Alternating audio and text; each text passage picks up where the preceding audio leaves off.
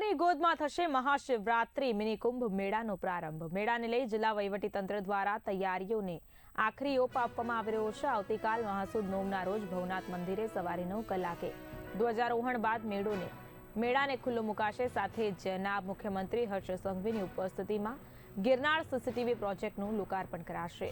ભવનાથ જિલ્લા પંચાયત ગ્રાઉન્ડ ખાતેથી સાંજે 6 વાગે યોજવામાં આવશે ડમરૂ યાત્રા। ભવનાથ મંદિર ખાતે સાંજે 7 વાગે યોજાશે મહાદેવની મહાઆરતી।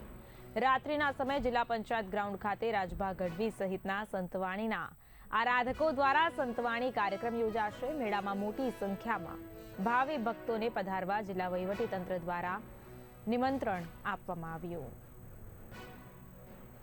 આવતીકાલથી મહાશિવરાત્રી મેળાનો રંગારંગ પ્રારંભ જૂનાગઢમાં ગિરનારની ગોદમાં થવા જઈ રહ્યો છે। ત્યારે રાજ્ય સરકારના માર્ગદર્શનમાં જિલ્લા વહીવટીતંત્ર મેળાની તૈયારીઓને આખરી ઓપ આપવા જઈ રહ્યું છે। મેળાની તમામ તૈયારીઓ પૂર્ણ થવાના આરે છે। સાંજ સુધીમાં સમગ્ર મેળો છે એ સંપૂર્ણ રીતે કાર્યરત થઈ જશે।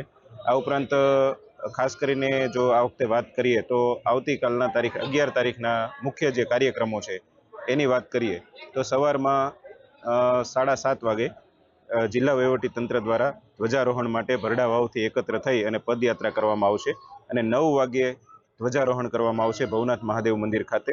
ત્યારબાદ સાંજે 5 કલાકે ગિરનાર સીસીટીવી પ્રોજેક્ટનું લોકાર્પણ માનનીય નાયબ મુખ્યમંત્રી સાહેબના હસ્તે થવાનું છે।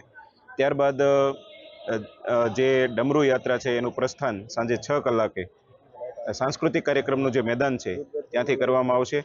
આ ડમરૂ યાત્રા ભવનાથ મહાદેવ મંદિર ખાતે પહોંચશે અને ત્યાં ભવનાથ મહાદેવની મહાઆરતી સાંજે 7 કલાકે કરવામાં આવશે। આ મહાઆરતી પૂર્ણ થશે ત્યારબાદ સાંજે 9 કલાકે જે સાંસ્કૃતિક કાર્યક્રમનું જે મેદાન છે ત્યાં સાંસ્કૃતિક કાર્યક્રમનું પણ ઉદ્ઘાટન કરવામાં આવશે। આવતીકાલના આપણા જે કલાકારો છે શ્રી મૈથિલી ઠાકુર અને શ્રી રાજભા ગઢવી છે અને આ જે કાર્યક્રમ છે એ ખૂબ જ ભવ્ય અને ધામધૂમપૂર્વક થશે। જિલ્લા વહીવટીતંત્ર વતી અમે સૌ શ્રદ્ધાળુઓ, ભાવિકો, સાધુ સંતો સૌનું આવાગમન માટે ઉત્સુક છીએ।